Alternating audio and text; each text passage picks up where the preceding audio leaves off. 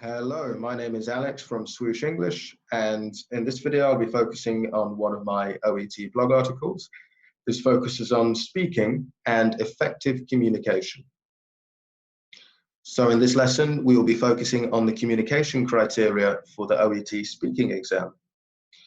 The OET exam is quite unique when compared to other exams such as the IELTS, TOEFL, or FCE, for example, in the sense that what you communicate is not the only factor examiners will be scoring you upon. In fact, almost 40% of your score will be based on how you communicate. This will be scored using the aptly named communication criteria, which include areas such as relationship building, understanding and incorporating the patient's perspective, and providing structure. Some students are naturally good at doing this, and they're able to draw on their professional experience in order to excel in these areas. Others allow nerves to get the better of them and forget some of the important aspects which successful communication rests on in a medical practitioner-patient setting. To ensure that you do not forget, in this article, I will detail some key elements which you should be including in your role plays in order to score highly in the communication criteria. The first tip is to always start by gathering information. This is the name of one of the communication criteria, so it is important that you do it during your role plays. Some students start off by immediately going into the information they have on their role cards, telling the patient about their diagnosis before they've even asked the patient what their symptoms are.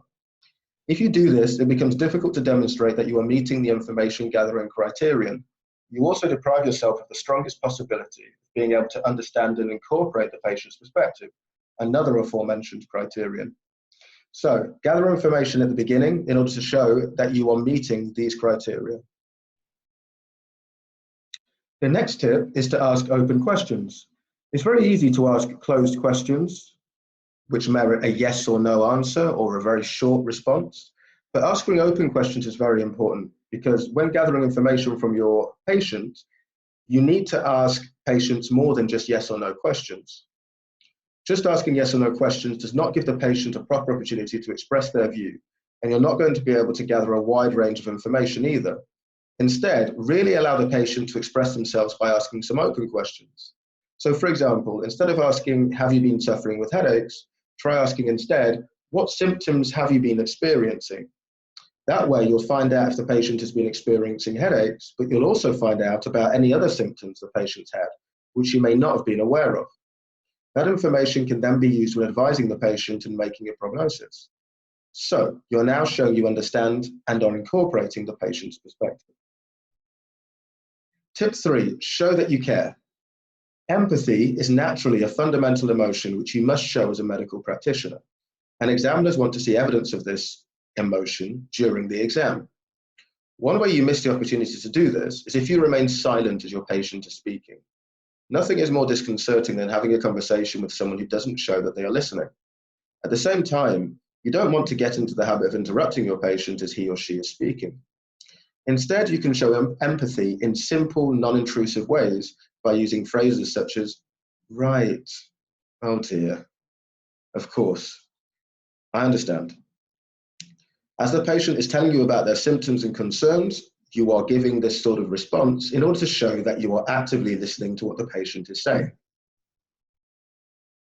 Other ways of doing this are by using body language cues, such as making frequent eye contact and nodding to show that you are listening and understanding what the patient is expressing. Here you're achieving another one of those criteria. You're building a relationship with your patient. The final tip I want to focus on today is to focus on clarity.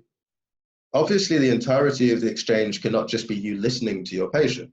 At some point, you need to give your patient direction, information, and advice. Another one of the criteria is information giving. When doing this, however, you must ensure that you are focused on clarity. You can do this by avoiding the use of technical medical language the patient is unlikely to understand. You can also do this by focusing on the final communication criterion we have yet to mention, which is by providing structure. Providing structure means that we are clear about the manner and order in which we wish to impart information. Instead of saying to our patient, we need to perform an ECG followed by a CT with bloods, a statement which is likely to overwhelm and confuse the patient, you can literally use sequencing phrases to structure your information. and make it much clearer. For example, there are a number of steps we need to take. Firstly, we need to perform an ECG scan. Okay? Once we've done this, we shall need to conduct an X-ray of the affected area. Finally, we will have to do some blood tests. How does this sound? When communicating in this way, you are making it much more likely that your patient will understand the information that you are giving.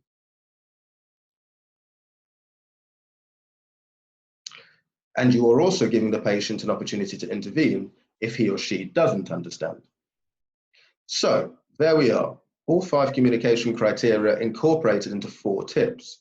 Follow them and you should enjoy communicative success come exam day. And just for a quick summary, gather information to begin with, that's one of the criteria. Ask open questions, that way you're able to build a relationship with your patient, as well as gathering information in an effective manner, so that you care. It's also focusing on relationship building with your patient, and keeping it clear is important because it helps to provide structure and it helps to ensure that your patient understands the information that you're providing.